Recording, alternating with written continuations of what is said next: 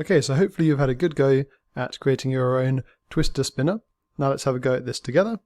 So I'm first of all, as always, going to change these requirements here in something a bit more technical. So let's see, we want to have, so essentially we want to have random choices from some colors. So I'm going to change that because we want to have the colors, and I think the best way to store all the potential colors would be in a list. So I'm going to put a list of colors. And then I want to have, so somehow output choices from list of colors. Need to research random from a list. Then do the same for body parts. Then I'm pretty sure after that all we need to really do is just output the results. So let's give this a try. So let's start from the top.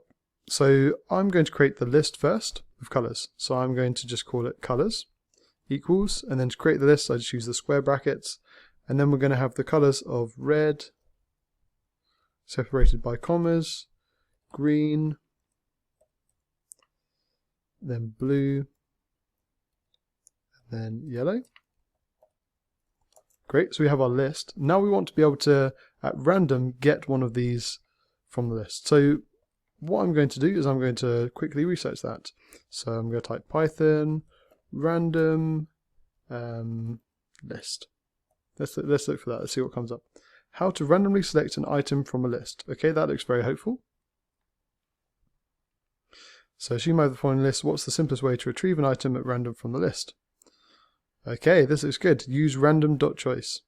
So if we import random and then we use random.choice and then use the list, that should work. Okay, well let's give that a try and see what happens. So I'm going to import top. Whenever you're importing things, it's kind of best practice just to put all your imports right at the top. It just kind of looks a bit nicer, makes more sense. So now we've imported random. Let's see if this random.choice works. Let's go random.choice colors. So it's gone green, blue, red, blue. Okay, perfect. That looks like it's randomly selecting elements from our list. So that's absolutely perfect. So now we've found a way in which to get these randoms. So let's create the next list, which is going to be the body parts. So I'll just call this body parts. So I'm going to create the list by using the square brackets, and then let's go for left foot, right foot,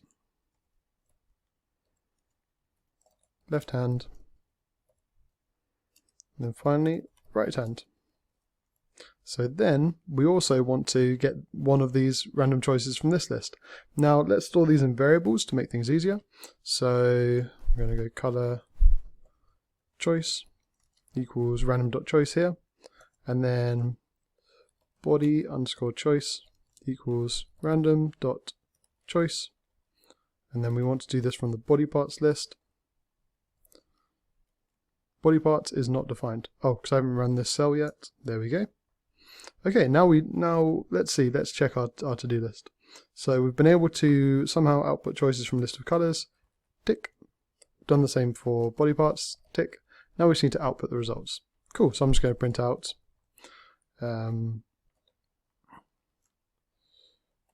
twister spinner says, then we're going to put the body part first and then the color. So then we're going to use the handy dot format to enter those in. So we want body choice first, and then color choice. Okay, twister spinner says left foot red. And I'm going to include this all just in one cell, so that we don't have to run all these different cells the whole time. So now when we run this doesn't need to be indented. There we go. We run this. Twister spinner says right foot blue, left foot green, left hand green, left foot yellow. Perfect, so our twister spinner seems to be working nicely. So just to recap what we've done here is, first of all, we had to find a way in which to store the different colors, potential colors, and I decided to use a list to store those. The next thing we needed to work out was how do we get a random element from the list. So I literally just googled random list, Python of course, because if you didn't use Python you could come up with any different languages or random things. We then found the top line here, how to randomly select an item from a list. That sounded like what we wanted, so we clicked through and we found this random.choice with a helpful example. So we integrated that and we realized random.choice worked nicely for both of our lists. So then once we did that, we literally just stored those in variables for each of the choices, and then we outputted it using print and the handy dot format. And that's it. So hopefully that made sense to you. If not, have a go at it yourself, go back over this lecture, and then I'll see you in the next lecture.